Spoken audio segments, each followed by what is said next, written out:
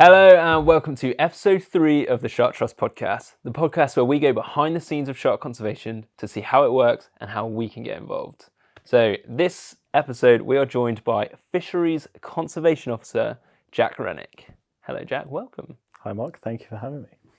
Before we get started into how your job works and what on earth a Fisheries Conservation Officer is, please tell me how you got to here. How did you get here? As in your career journey, not as in your walk from 2 rooms away to this sofa.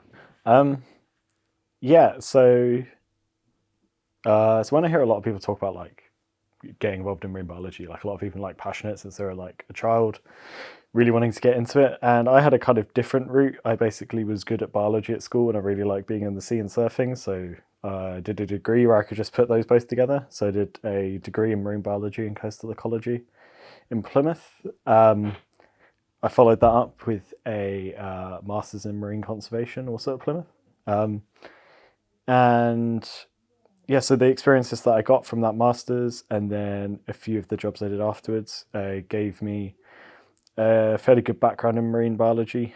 One of the specific ones, I used to work for the Marine Management Organisation, which is a part of the government that amongst other things, does fisheries enforcement. So this is making sure that the rules and legislation is being followed by the fishing industry. So that experience then gave me the experience to be able to work here at the Shark Trust. Okay, and with your job at the moment, I kind of like picture it when I explain to myself what you do. I basically think you're kind of like a magician at the Shark Trust. Not as in you do magic tricks, but as in you do all this work and I don't really know what happened. So could you tell us what is a fisheries conservation officer? Like what do you do on a day-to-day basis, even though I know it changes a lot? Yeah. So as you say, it does change a lot. It's a lot of like behind the scenes kind of things. Lots of talking to people, lots of reading stuff, checking it over. So in my role as a fisheries conservation officer, the broad remit is that where shark and ray, so elasmobranch species, can support a fishery, then I strive to make sure that occurs in the most sustainable way possible. And then when species cannot support this or cannot support a fishery, I make sure strive to ensure that there is adequate protections in place for these species so that they can most likely recover, but there's some species where they just can't support a fishery so that they stay prohibited. And you said sustainable fishery there for a second. Could you explain kind of what you think sustainable fisheries are? Yeah, so a sustainable fishery is basically a fishery where the amount of fish that is taken out of it is not too much that it causes the population of the species to decline. So it's making sure that where species are extracted from the sea, it's not to too high of a level where the population cannot sustain itself and then either drops to very low numbers or goes extinct. So very important work. I like to think so, yeah. Yeah. And part of this role, so you're looking at these sustainable fisheries, you're reading all this information, making sure it's all correct. How do you put that out? How do people know about this? So I'd say the main way that we do it is we have something called the Fisheries Advisories. So these are for the fishing industry and for enforcement officers, producer organisations, and other people just generally involved with the fishing industry.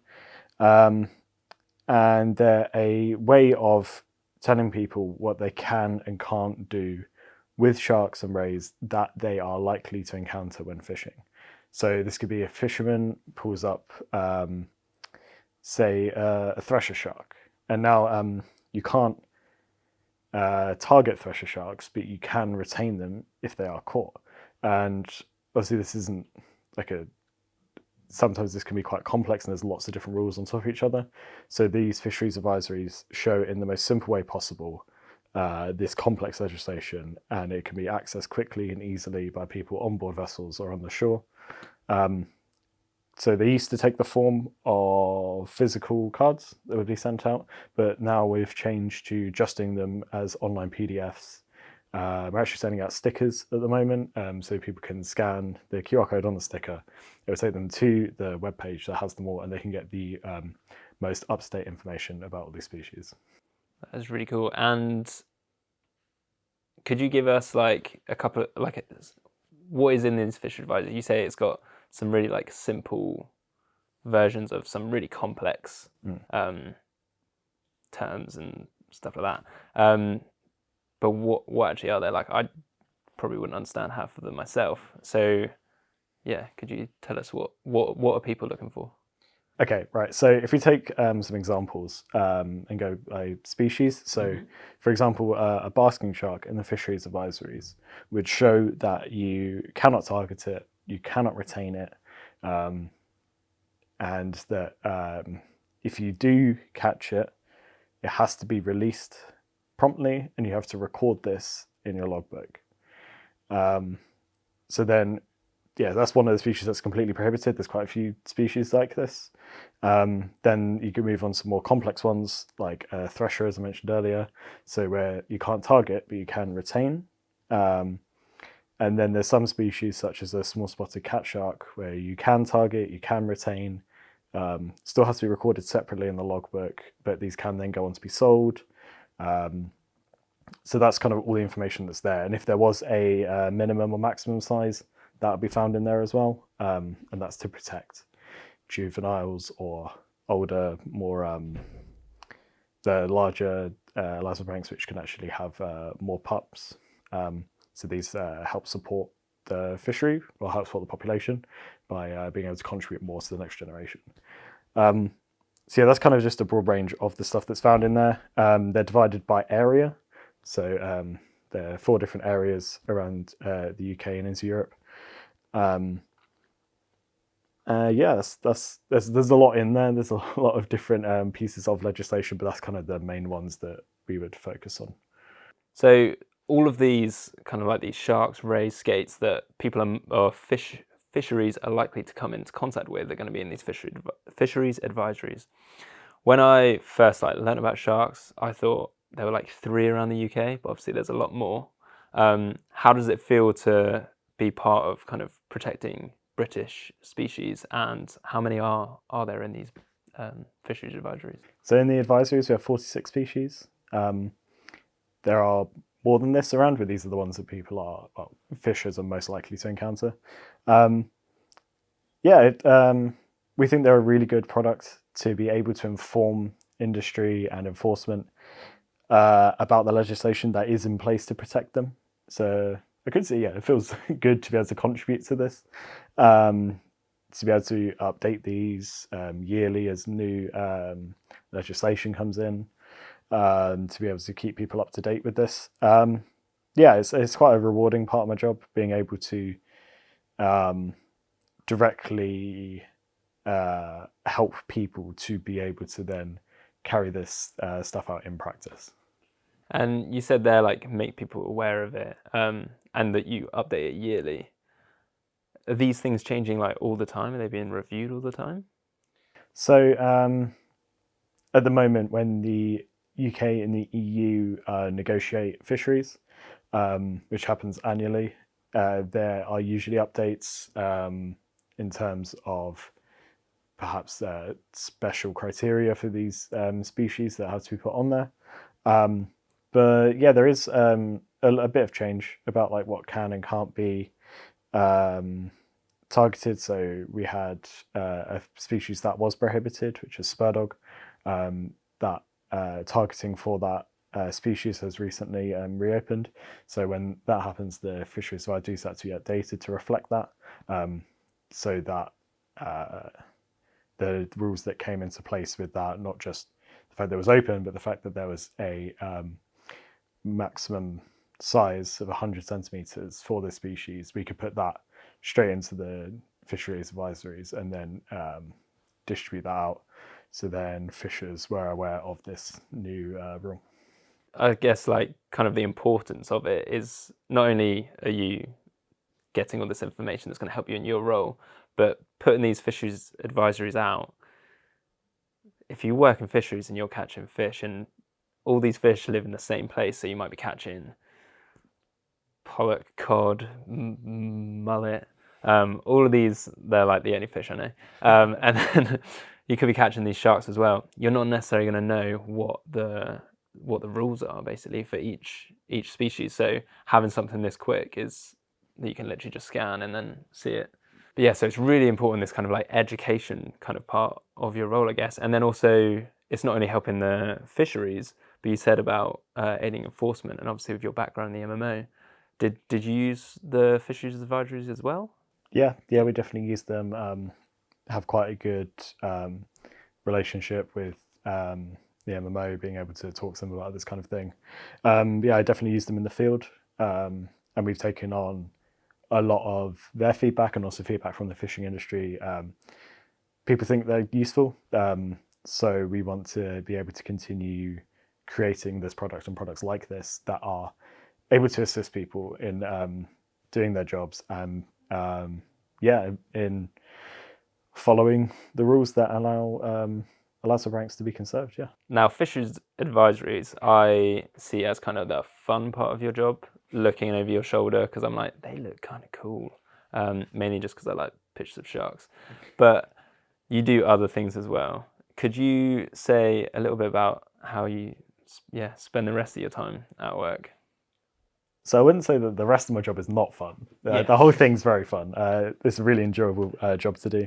But some of the other things I do, I talk to DEFRA, which is their kind of environment arm of the government. I talk to them quite a lot about various things, obviously mostly shark and ray conservation. Coordinate with some other NGOs over fisheries things, like fisheries limits. Yeah, it's a very varied job, and what I'm doing day to day, as you mentioned earlier, can change quite a lot. I know a lot of jobs you have like set tasks for the day, but I don't really have that. It's just kind of whatever project is happening at the moment, or whatever I'm looking into as possibly a new project I'd look into in the future. Like we have a lot of stuff at the moment where it's initial stages of looking into things, being like, does this have legs? Could we move this on further? So it's a really cool job in that respect, that I get to not entirely pick like completely what I do, but I get a lot of sway in the types of projects I like to get involved in. I know that's very cryptic and I'm not revealing a lot, but there's a lot of stuff where we want to make sure that we're going to take it forward before we like start publicly talking about it. But yeah, so there's a lot of behind the scenes stuff that goes on, and then you get the products like the fisheries advisories or bigger things with DEFRA that then go into the public sphere. You said there about working with like other NGOs, working with DEFRA, all these other organisations. Do you think in your role collaboration is like important for the kind of shark conservation stuff that you do? Yeah, it's really key because obviously we're a very specialist group about sharks and rays. So when we're looking at more wider fisheries issues, it's really important to collaborate with other organisations that have specialities in that area. So like whilst we might go to them for information about wider fisheries things, they'll come to us for specific shark things. So I think everyone in the sector working together is a really important, beneficial thing, and it allows us to achieve a lot more than we would do on our own. And when you look at these kind of wider fisheries meetings or plans that go on, because I've seen you attend meetings and I'm like, doesn't even have shark in the title. That's because everything is in that area. Yeah, so sometimes the shark aspect of something is a bit buried. So for example, the fisheries management plans are something that we're contributing to at the moment. These are evidence-based action plans that the government has managed to start working on following leaving the EU. And if there's one that's specifically for skates and rays, but the others have elasmobranch species listed in them, but it's not necessarily in the title, but they're one of the species that is covered by the plan. So we're contributing to these, whether it's through being part of the evidence advisory group or a working group or just an interested stakeholder. So I'm working with DEFRA and other groups such as the Marine Management Organisation on these type of projects as well. And you said about like the skate and ray specific one. Yeah. So what does the fisheries management plan, like what do these actually do? Are these different to like a policy that goes through? So a fisheries management plan is a plan that is backed by evidence that will recommend either management measures or further actions to be taken to conserve a species or group of species. So there's one for bass, I think there's one for cockles. So there's the one for like lobsters, I think. So there's a whole range of them. Skates and ray one I think is really good. I'm not sure how far it's been released, so I won't talk too much about the specifics. But the idea is that the evidence will be collected. There'll be industry and other parties brought in to develop this and work together on it, and then the output should be sustainable fisheries of these species that is able to support a thriving fishing industry as well as looking after the species that are involved in it. And so you've got fisheries advisories, you've got fisheries management plans. Fisheries. In the job title. Yeah. Why is it so important for sharks, skates, and rays to have these healthy populations? Why are they so important to the waters in the UK? So if we look at that from an ecological perspective, a lot of them are apex predators, so they have top-down control over other populations in the water. So, for example, like the larger shark species will eat the weaker ones of fish populations, so that stops the fish population getting large and out of control. So they have a really important ecological role in that sense. Also, I suppose they're a really cool group of species that deserve to have thriving populations, and we, as you alluded to earlier, there's a lot of them around the UK, and a lot of people aren't necessarily aware of that. So people may have like heard of basking sharks, but we're actually being able to see one in the wild, which I would love to do at some point, would be such an incredible experience, and especially being able to do that domestically as well. I think it's such a cool thing. So we should do everything that we can to ensure that these species are sustainable and still there. I think so. In episode 1 of this, we're interviewing Paul, CRCA, and you two have both kind of said like a similar thing. Because whenever I think of being like, why do sharks matter? Why should we save them? It's always, they've got this ecological importance and all this sort of stuff. And you kind of just like, and they're just cool. Like we shouldn't have to justify wanting to conserve their species. It should just be their species. We should have to justify why we wouldn't want to conserve them. And being able to actually see one in the wild, like even in the UK, even in that murky ass water, it would just be, absolutely incredible. And the basking shark, second biggest fish in the sea. Yeah. Like 9 meters or something. Like 9 meters. I think so. That'd be absolutely incredible. Have you seen any sharks in the UK? Not alive ones, unfortunately. So in my job as a fisheries enforcement officer, did see a lot of dead sharks after they'd been caught and then come off the boat into the market. But I'd love to go snorkeling with blue sharks or see a basking shark, or even a small spotted cat shark. I'd love to see one in the water. No, I completely get you. I've always wanted to dive with sharks. Still, technically I have, but I still don't feel like I have, because the only one dive I did it was a little nurse hound, and I kind of like, it was I think my first or second dive after doing an open water, and I kind of like drifted over it, what I thought was a rock, and then everyone was like pointing at it, and they were in front of me, and they're like, oh my god, like I couldn't hear them say that, but I knew that's what they were thinking, pointing at it, and as I looked, I had like gone just over, so it was just like below my chest, and I was like, oh my goodness, it's a nurse hound. But because I'd only just started, I was still moving forward and I couldn't stop. So I kind of saw it for like 2 seconds, then it went away. So I felt like I couldn't experience it, but it was still kind of a rush, and I'm seeking that still. And I think that's something that some people might find difficult if they had to do your job, is that we've got this kind of, you get this kind of like emotional connection to sharks.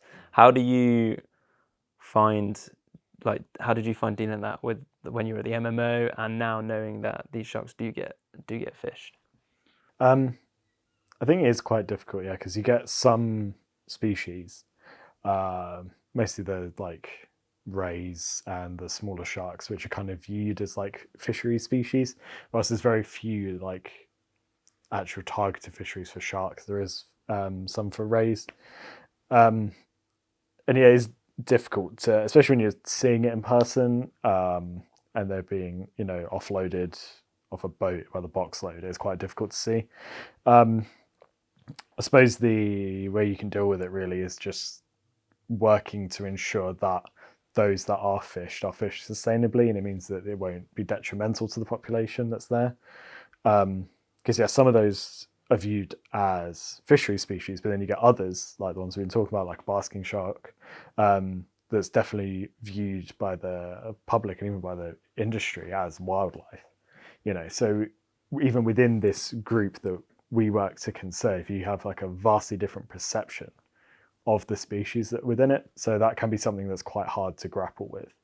It's like what allows a species to move from being a fishery species to a wildlife species, because that's what happened to basking shark. Like, there used to be a fishery for it, and now it's like, I think suggesting that would be, I don't want to say absurd, but it's like it just, I don't think it would happen now because they're so like viewed as like key wildlife. So yeah, it's a difficult one to like manage, but yeah, we just got to do what we can to ensure that those that are fished sustainably. And you said there about fisheries, like bass and shark going from fisheries to wildlife. How does that happen? I'm not a massive expert on this, but what happened, I think, was the population was really kind of really low after being fished, so prohibitions came into place, and it allowed the species to recover. And yeah, it's just, I suppose they are fairly majestic like creatures, so being able to see them in the water probably has contributed to that kind of perception that they are wildlife and we don't want to fish them at all. I think the kind of comes out of my mind, and obviously this is not based on any fact, this is just my thoughts right now. The fact that they also eat plankton. Yeah. Like, people are like, oh, he just eats little microscopic things. Yeah. So as filter feeders, they haven't got that, the jaws effect of that other more toothy sharks can have. Yeah. And then when you're working with like the UK, DEFRA in the UK, you're working with the EU, and you go through these kind of policies. So you've collected this, you might not have collected it yourself, but you've got the data about, this is the science, this says these have to be at this level. How do you get people to agree, like in government, in fisheries, that, yeah, this is the sustainable level we're going to fish the shark at, or ray? So the way we do that is during the negotiations process between the UK and the EU, we are able to talk to both parties. We'll supply them with the best scientific evidence that we have. IC's using an acronym, but they're basically the body that creates the best scientific advice for fisheries.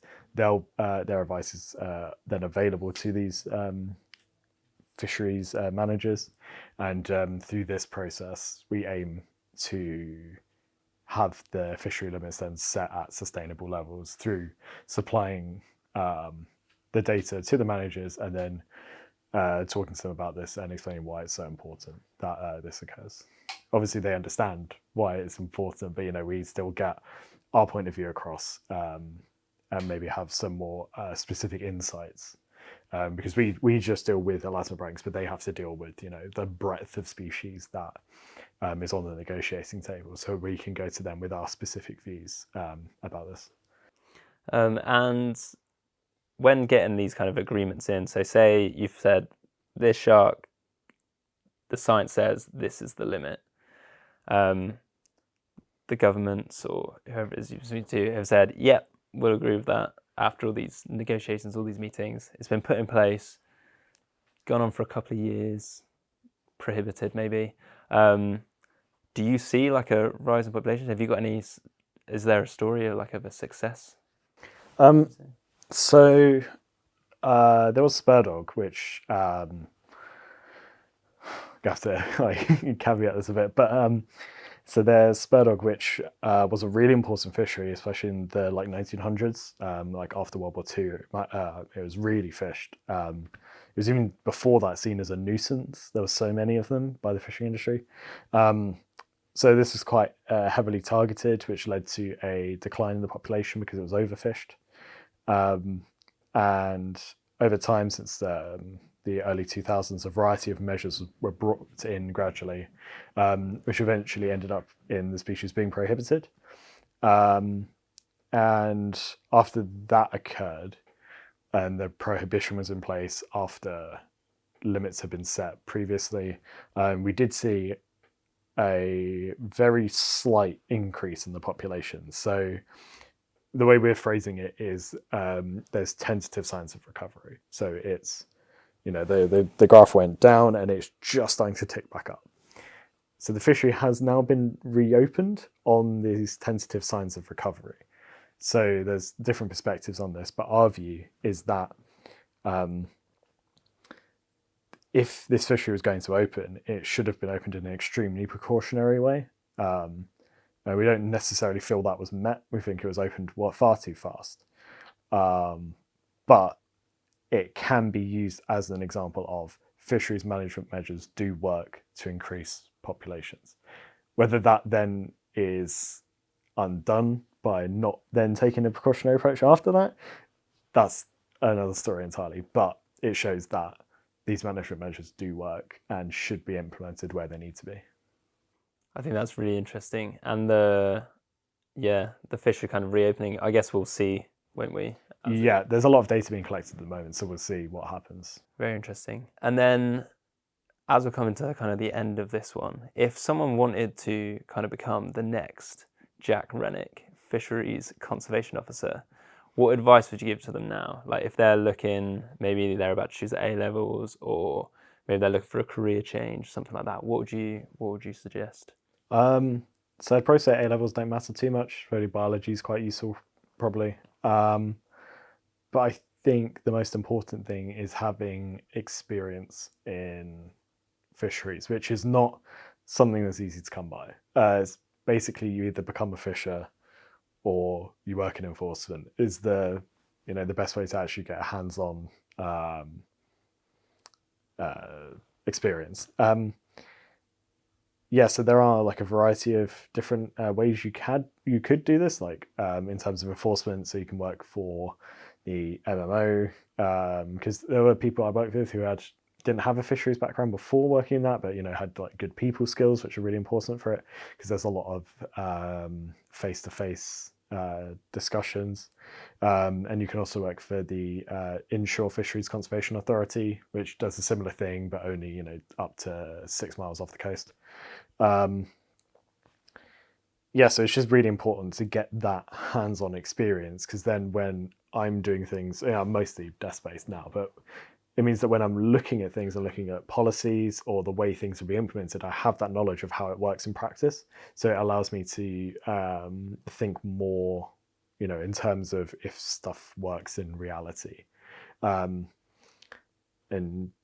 I think being in enforcement is a good way to get that. Obviously, you can go like an entirely desk-based route if you want to become like a fisheries manager. That's more like heavy science stuff. So having good analytical skills is really important for that kind of thing.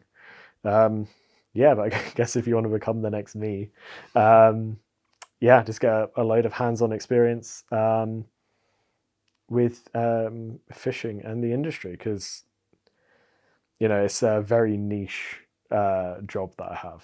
Whenever someone asks me what I do, it's never just, oh yeah, I do this. It's always well, I do this, and the reason I have to do that is because of this and this and this. And it's, you have to then explain what the Shark Trust is, like what I do, why it's important. It's definitely a conversation starter. But yeah, I think get some hands-on experience is the best way to do it.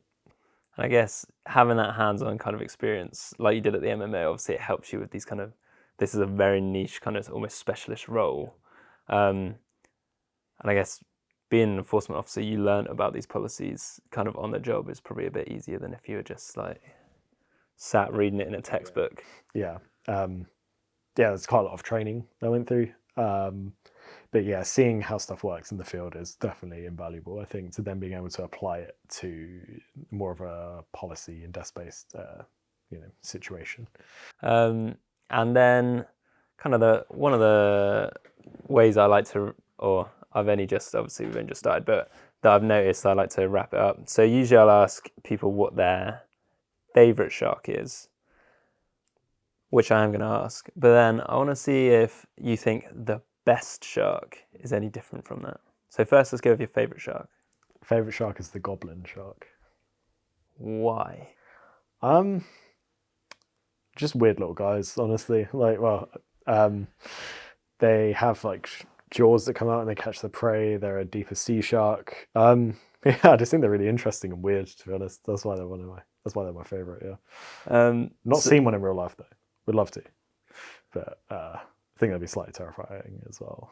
Yeah, they're called goblins for a reason. They are called goblins. So me and Harriet, who, for people listening, Harriet also works here. We were figuring out the app. So we've got a Shark Trust app, and we're changing some of the features on it. And part of that, we had to go through different shark species and make sure the data or the information about them was all correct. And we were shocked because goblin shark came up, and then it said max length 617 centimeters. That's a lot bigger than I thought they were. 6 meters, which I thought they were like a meter or 2 meters maybe. So we were like, right, we're gonna Google this. We're gonna go to trusty Google, type it in, see what it was. In July 2000, a 617 centimeter female that I believe was pregnant was found in Taiwan.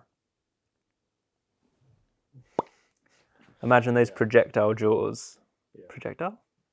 Is it pharyngeal? Pharyngeal? No, yeah, that's a lot bigger than I thought, but still at the top is my favourite shark. Still very cool. Now, is that the same as what you think is the best shark? It can be a ray, of course, or a skate, or a chimera. You know what, Mark? I think all sharks and rays are the best. I knew you were going to do that. I think they're all the best, and they all deserve to be looked after and conserved. I'm going to give you the most. There you go. Okay. Yeah, no, that was a good, respectable answer. It's the wrong one, because it's a short for Mako. Mako. Okay, all right. What about Greenland sharks? Are they the best? No. No, Greenland sharks are very cool. And Paul is allowed to have his own opinions. Anyway, thank you for joining us. Thanks for having me. And I'm sure you'll be back on the sofa talking about your work again in the future. So yeah, thank you very much. If you would like to see the Fisheries Advisories that we were speaking about that Jack's been working on, they are available on our website. Yeah. So you can get those there. There's also a QR code if you want to download it even quicker, but I'm sure we can just chuck this up in here. But yeah, if you want to see the other information about what we do, visit our website at www.sharktrust.org. You can also follow us on all social medias, usually just the Shark Trust, Shark Trust UK, or it's those. And then please like, subscribe, and share this around so that we can kind of encourage everyone to get involved in shark conservation. Thank you very much. Hey, I'm Hetty. Thanks for listening to the Shark Trust podcast. Did you know that you can support our work protecting sharks and rays? Here's just some of the ways you can help today. Join our community of passionate shark supporters and gain access to exclusive events and content by becoming a Shark Trust member. You you can adopt these incredible animals, directly supporting our conservation efforts and research projects. Make a donation today. Every donation makes a huge difference. Your contribution will go towards funding our vital work all across the world. And finally, if you want to get more hands-on, you can take part in our citizen science projects. Your data and observations are invaluable to understanding the world of sharks. Together, we can make a difference. Visit our website to find out more and take action today.